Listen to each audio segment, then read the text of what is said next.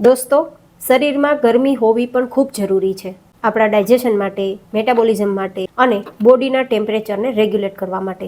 પણ ગરમી જ્યારે શરીરમાં વધી જાય છે ત્યારે ન થવાના ઘણા બધા બીમારીઓ કે સમસ્યાઓ પણ ઉદ્ભવે છે. તો હવે પ્રશ્ન એ છે કે બોડીમાં ગરમીનું કે હીટનું પ્રમાણ વધે છે કેમ? તો પહેલું કારણ તો છે કે સિઝનથી, એટલે કે જ્યારે સમર સિઝન આવે છે ત્યારે અચાનક જ ગરમીઓનું પ્રમાણ વધવા લાગે છે. બીજું, વ્યસનથી ગરમીઓનું પ્રમાણ કે હીટ શરીરમાં વધે છે.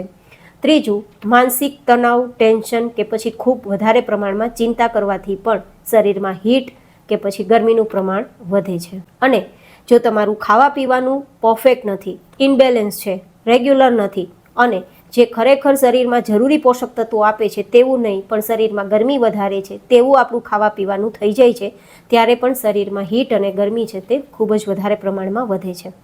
અને જ્યારે ગરમી શરીરમાં વધે છે ત્યારે કંઈક આવા લક્ષણો આપણા શરીરમાં જોવા મળે છે, જેમ કે ખૂબ વધારે પ્રમાણમાં પરસેવો થવો, માથાના દુખાવા થવા, ચીડચીડું થવું, ગુસ્સો આવવો, ઉલટી કે ઉબકા આવવા, પેટની બળતરા થવી, અચાનક વાળ ખરવા કે પછી નાની ઉંમરમાં વાળ સફેદ થવા, સાથે સાથે અલ્સર, એસિડિટી આવી ઘણી બધી બીજી પણ સમસ્યાઓનું ઉદ્ભવવું. બધી સમસ્યાઓ કદાચ ન થાય, પણ આમાંની કોઈ પણ સમસ્યાઓ થાય તો સમજવાનું કે શરીરમાં હીટ અથવા તો ગરમીનું પ્રમાણ વધ્યું છે. તો આ બધી સમસ્યાઓનું સમાધાન પણ થઈ શકે છે. તો ચલો સાથે મળી 6 જુદા જુદા પ્રકારના સરળ અને અસરકારક ઉપાયો જોશું કે જેનાથી શરીરની ગરમી કે હીટને હંમેશાને માટે દૂર કરી શકાય.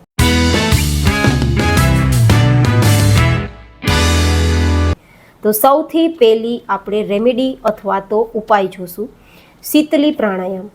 શીતલી પ્રાણાયામથી ઇન્સ્ટન્ટ તમે પેટની ગરમીને કે શરીરની ગરમીને દૂર કરી શકો છો. શીતલી પ્રાણાયામથી પિત્ત છે, એસિડિટી છે, અલ્સર છે, આંતરની ગરમી છે અને આગળ બતાવ્યા પ્રમાણેના ઘણી બધી સમસ્યાઓનું જો ગરમીથી આપણે સમસ્યાઓ થતી હોય તો તે આપણે દૂર કરી શકીએ છીએ. તો હવે આ શીતલી પ્રાણાયામ કઈ રીતે કરી શકાય? શીતલી પ્રાણાયામ કરવા માટે શક્ય હોય તો કુદરતી વાતાવરણમાં જઈને બેસવાનું છે, પદ્માસનની સ્થિતિમાં બેસવાનું છે, બંને હાથ હથેળી આકાશ તરફ ખુલ્લી રાખી અને ગોઠણ પર તેને સ્થિર કરવાની છે અને પછી આંખ બંધ કરી અને જીભને બહાર કાઢી ટ્યુબની જેમ વાળી અને જીભની મદદથી ઊંડો અને લાંબો શ્વાસ લેવાનો છે અને શ્વાસ લીધા બાદ નાકથી તેને છોડવાનો છે. તો હું તમને આ વસ્તુ કરીને બતાવું છું કે શીતલી પ્રાણાયામને કઈ રીતે કરી શકાય.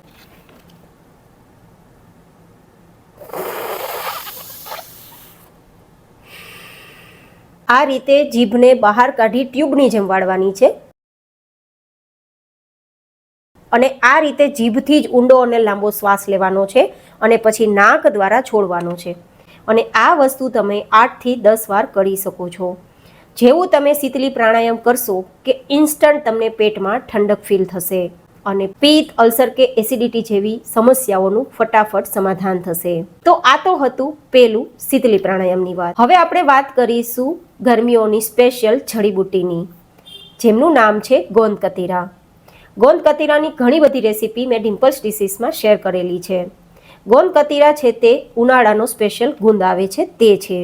તેમની સપાટી થોડી ડ્રાય હોય છે અને ચમક વગરની હોય છે અને પથરા જેવો તેનો આકાર હોય છે. જે શિયાળામાં આપણે ઘીમાં તળીને કે તેલમાં તળીને ગુંદના લાડુ તૈયાર કરીએ છીએ તેનાથી થોડો અલગ હોય છે. આ ગુંદને તમે લિક્વિડમાં ઓગાળી શકો છો અને તેને ફૂલાવી શકો છો. તેનો ઉપયોગ તમે શરબત બનાવવામાં, ડેઝર્ટ બનાવવામાં અથવા તો પાણીમાં કે દૂધમાં કે દહીંમાં મિક્સ કરીને લઈ શકો છો. ફટાફટ પેટને ઠંડક આપવા માટે ગોંદ કતીરાથી વિશેષ જડીબુટ્ટી બીજી કોઈ હોય જ ના શકે. આ ગોંદ કતીરાના ફાયદા જેટલા કહીએ તેટલા ઓછા છે. તમને કબજિયાતમાં ફાયદો કરશે, પેટની ગરમીઓ દૂર કરી અને પેટની તમામ સમસ્યાઓનું તો સમાધાન કરશે જ, પણ જ્યારે તમને ભયાનક રીતે એસિડિટી અને અલ્સરનો પ્રકોપ હોય તો તેમાં તમને બેસ્ટ રેમેડી તરીકે કામ આપશે.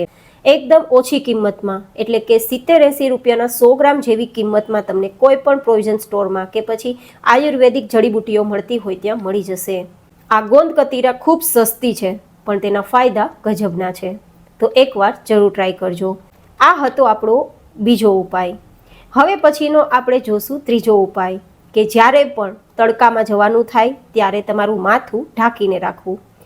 જનરલી આપણે ઘણા બધા લોકોને બહાર કામ કરતા હોય ત્યારે માથું ઢાંકેલું હોય તેવું જોયું જ હશે. ખાસ કરીને મજૂર લોકો જ્યારે પણ બહાર કામ કરે છે ત્યારે શરીર પર પૂરતા પ્રમાણમાં કપડાં હોય કે ના હોય પણ તેનું માથું ઢાંકેલું હોય છે. આવું શા માટે?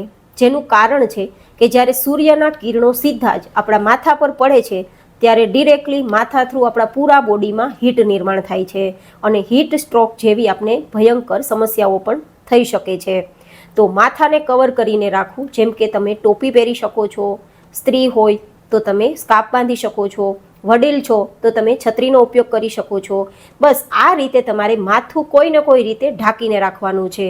અને જો શક્ય હોય તો સ્પેશિયલ સમર સિઝનમાં કે જ્યારે ભયાનક તડકો સવારના 11થી લઈને સાંજના 4 સુધી હોય ત્યારે તમારે બહાર ના જવું, પણ જવાનું થાય તો માથું કવર કરીને કે ઢાંકીને જ જવું, જેથી માથા થ્રુ આપણા પૂરા શરીરની ગરમીને આપણે બચાવી શકીએ. આ હતો ત્રીજો ઉપાય. હવે જોશું આપણો ચોથો ઉપાય અને તે છે કોલ્ડ ડ્રિંક્સ. જનરલી ગરમીઓમાં તરસ લાગવી, કંઈકનું કંઈક પીતું રહેવું, આવી ઈચ્છાઓ ખૂબ થતી હોય છે. તો આપણે શું કરીએ છીએ? લગભગ કોલ્ડ ડ્રિંક્સ પીવાની ભૂલ કરીએ છીએ, જેમ કે થમ્સઅપ છે, સ્પ્રાઇટ છે, કોકાકોલા છે, માઝા છે, ફ્રૂટી છે. પણ આ બધા જ ડ્રિંક્સ કોલ્ડ ડ્રિંક્સ છે, કોલ્ડ ડ્રિંક્સ નથી. હું વાત કરું છું કોલ્ડ ડ્રિંક્સની. પણ કોલ્ડ ડ્રિંક્સ કયા કયા છે, શું ફાયદા છે તે જોતા પહેલાં કોલ્ડ ડ્રિંક્સના શું નુકસાન છે તે બતાવી દઉં. કોલ્ડ ડ્રિંક્સની અંદર ભરી ભરીને કાર્બોહાઈડ્રેટ્સ રહેલ હોય છે, જેના કારણે શરીરનું કેલ્શિયમ ચૂસી લે છે અને હાડકાને નબળા પાડે છે, હાડકાને પાવડર બનાવવાનું કામ કરે છે. સાથે તેમાં એસિડિક પદાર્થ પણ હોય છે જે આપણી ગરમીને વધારે છે.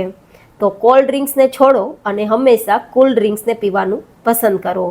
તો કોલ્ડ ડ્રિંક્સમાં સૌથી બેસ્ટ કોઈ ડ્રિંક હોય તો તે છે શેરડીનો રસ. જનરલી ગરમીઓમાં શેરડીનો રસ તમને માત્ર 15થી 20 રૂપિયાના એક ગ્લાસમાં આરામથી મળી જાય. અને ખાસ વાત તો એ છે કે શેરડીના રસથી માત્ર શરીરની ગરમી જ નહીં પણ ફેટી લીવરના પ્રશ્ન પણ સોલ્વ થશે. અને પરિણામે આજકાલ જે રીતે લીવરની ભયાનક સમસ્યાઓ અને ભયાનક બીમારીઓ સામે આવે છે તો તેમાંથી પણ આપણે બચી શકીએ છીએ. એન્ડ હા, શેરડીના રસમાં તમારે બરફનો યુઝ નથી કરવાનો, કારણ કે ફ્રીઝની વસ્તુઓ પણ અંદરથી શરીરને ગરમી જ આપે છે. કદાચ આપણા શરીરને ટચ થતાં બરફ ઠંડક ફીલ કરાવે છે, પણ પેટને એ ભયાનક રીતે ગરમી આપે છે. તો શક્ય હોય તો ફ્રેશ શેરડીનો જ્યુસ પીવાનો. અને જો તેમાં કંઈ ઉમેરવાની ઈચ્છા જ હોય તો તમે આદુ, ફુદીનો અને લીંબુ ઉમેરી શકો છો, પણ બીજા કોઈ એક્સ્ટ્રા મસાલા પણ નહીં અને બરફ પણ નહીં, જો તમારે ભરપૂર પેટ તેના ફાયદા મેળવવા હોય તો. પણ હા, જો તમે ડાયાબિટીસ પેશન્ટ છો અને શેરડીનો રસ નથી પી શકતા તો તમે દૂધીનો રસ પી શકો છો, કાકડીનો રસ પી શકો છો, ટમેટાનો રસ પી શકો છો. આ બધા જે વેજીટેબલ્સ છે અથવા તો એવા જે ફ્રૂટ્સ છે કે જે તમે ડાયાબિટીસમાં લઈ શકો, જેમાં શુગરની માત્રા અને જીઆઈ લો હોય તેવા ફ્રૂટના જ્યુસ પણ તમે લઈ શકો છો, જે પેટને ઠંડક આપે છે. હવે પછીનું આપણો પાંચમો ઉપાય છે કે જે સર્વશ્રેષ્ઠ આપણી શરીરની ગરમીને બહાર કાઢવામાં અક્ષીર દવા છે, અને તે છે પગના તળિયાનું મસાજ. વર્ષોથી આપણી આ પરંપરા રહી છે કે ક્યારેય શરીરમાં ગરમી હોય અને તેને બહાર કાઢવી હોય તો આપણા વડીલો છે તે પગના તળિયાનું મસાજ કરી અને શરીરની ગરમી બહાર કાઢતા.